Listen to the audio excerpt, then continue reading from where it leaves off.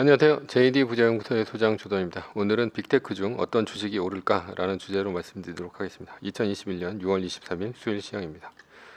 시작하기 전에 먼저 자발적 구독력 부탁드립니다. 후원해 주시는 여러분 덕분에 좋은 컨텐츠가 제작될 수 있습니다. 하나은행 447-910064-61005 주식회사 JD 부자연구소. 여러분 자율구독료 덕분에 잘 꾸려가고 있습니다. 뉴욕 마켓워치 한결같은 파월 주가 반등 국채 보합 달러 혼조라는 기사가 있는데요. 어제 나스닥은 0.79%, S&P 500 지수는 0.51%, 다우존스 지수는 0.20% 올라서 마감했습니다. 나스닥은 사상 최고치를 갈아치웠습니다. 메인 이슈입니다. 빅테크 중 어떤 주식이 오를까? 어제 빅테크 주식들은 모두 올랐습니다. 애플은 1.27%, 마이크로소프트는 1.10%, 아마존은 1.49%, 페이스북은 2.03%, 알파벳은 0.43% 올랐습니다. 테슬라도 엔비디아도 강하게 상승했습니다. 앞으로 빅테크 주식들은 지속적으로 올라갈까? 올라간다면 어떤 주식이 유망할까라는 것이죠.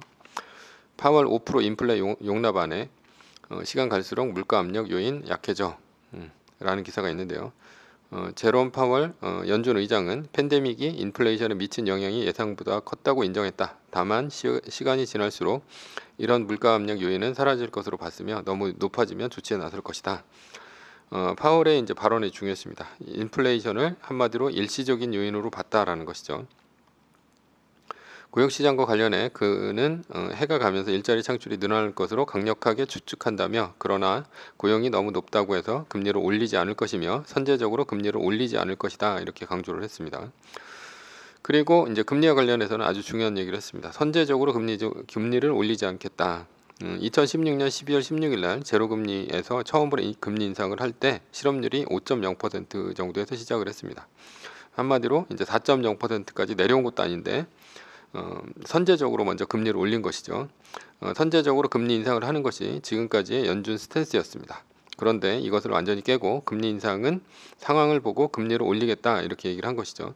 이것은 지난 선제적인 금리 인상이 경기를 위축시켰다는 의회의 청문회 이후 연준이 스탠스를 바꾸게 된 계기가 되었습니다.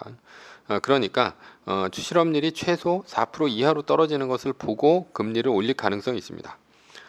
그래서 지금 현재 이제 미국의 실업률은 5.8%입니다. 미국의 실업률 그래프를 이제 여기 그 링크를 따라가시면 있는데 여기 이제 investing.com에서 미국 실업률 치면 나옵니다. 시장도 이에 반응했습니다. 연준과 맞서지 않는 쪽으로 시장이 반응한 것이죠. 그래서 인플레이션 우려는 일단 없다 이렇게 봐야 됩니다. 시장에서는. 금리를 올리지 않으면 어떤 주식이 좋으냐? 성장주가 좋습니다. 당연히 은행주도 뭐 시티라든가 웰스파고라든가 주택담보대출을 하는 소매금융 쪽은 괜찮습니다. 그래서 시티 웰스파고는 올랐으나 투자은행 쪽은 다 떨어졌습니다. 아무래도 많이 오른 영향일 수도 있고 그리고 골드만삭스 투자은행들은 이런 영향 때문인지 6월 4일 이후 2주째 떨어지고 있습니다. 경기 민감주도 안 좋습니다. 인플레이션 우려가 있다면 성장주가 떨어지고 가치주가 오르는 것이 정상적인데요. 그런데 인플레이션 우려가 없는 쪽으로 시장이 배팅하고 있으니까 가치주는 떨어지고 성장주가 좋습니다. 그래서 여행 항공주 등이 죄다 떨어졌습니다.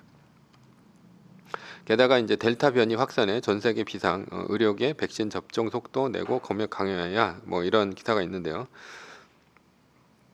델타 변이가 우세종이 될 것이다. 뭐 이래서 전 세계 국가에서 80개가 넘는 국가에서 이렇게 지배종이 될 수 있다는 우려가 됐다는 것이죠. 일단 델타 변이 때문에 셧다운이 된다면 또 이제 성장주가 유망하겠죠. 요즘 이제 델타 변이가 문제인데요. 게다가 이제 유럽에서는 델타 변이 때문에 경제 재개가 늦어지고 있습니다. 그래서 유로화에 비해서 달러 가치가 지금 현재 올라가고 있다 이렇게 볼 수가 있고요.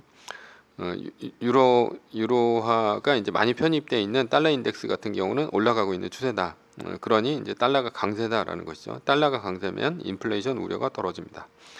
철강, 목재, 구리 가격이 하락하고 있다라는 것이죠. 달러가 강세니까. 그래서 연준의 말대로 인플레이션은 일시적일 수 있습니다. 게다가 연준이 슬쩍 인플레이션 조치를 좀 취했습니다. 연준은 초과 지급 준비 금리를 기존 0.1%에서 0.15%로 올렸다라는 것이죠. 연준에 이제 돈 맡기면 이자 줄 테니까 시중에 넘치는 유동성을 연준이 흡수하겠다 이런 얘기입니다. 이러면 인플레이션이 일어나기 더 힘듭니다. 이제는 테이퍼링 얘기 아무도 안 하고 있습니다. 금리 인상 이슈가 금요일에 제임스 블러드 연은 총재 때문에 벌어졌지만 지금은 잠잠해졌습니다. 게다가 이제 가상화폐도 급락 중입니다.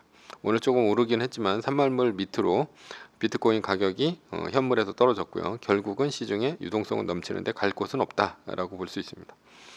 비트코인 가치주, 경기 민감주는 물론이고 유럽 시장과 신흥 시장인 아시아 시장에서도 별 볼 일이 없다라는 것이죠. 그래서 인플레이션, 금리 인상, 테이퍼링 이슈도 잠잠해지고 있고요. 그러면서 주가는 상승합니다. 그럼 어떤 주가가 오르냐? 상승하는 주가는 성장주다 이렇게 볼 수 있고요. 성장주에서도 가장 유망한 주식은 어떤 것이냐? 일단 자사주 매입할 여유가 있으며 실적이 나오는 주식인데 한마디로 이제 빅테크 주식이죠. 그래서 애플, 마이크로소프트, 구글, 아마존, 페이스북 등이 이제 올라가고 있는데요.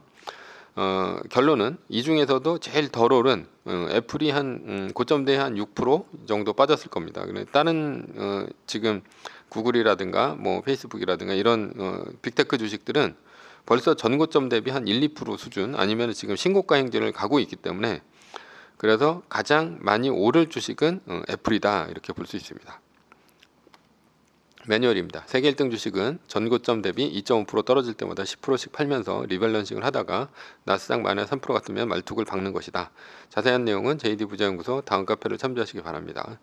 전제는 세계 1등 주식은 우상향합니다. 위에 상한 매뉴얼일 뿐입니다. 따를 사람은 따르고 참고할 사람은 참고하시면 됩니다. 주식을 사고 파는 것에 대한 모든 책임과 이득은 본인에게 있습니다. 매뉴얼을 지키다가 포모가 두렵다면 매뉴얼을 지키지 말고 -3%대 판 가격이나 리밸런싱 때 판 가격보다 단 1불이라도 떨어졌다면 전량 매수하시기 바랍니다. 오늘은 빅테크 중 어떤 주식이 오를까라는 주제로 말씀드렸고요. 지금까지 JD 부자연구소의 소장 조던이었습니다. 컨텐츠가 좋았다면 구독, 좋아요, 알람 설정 부탁드립니다. 감사합니다.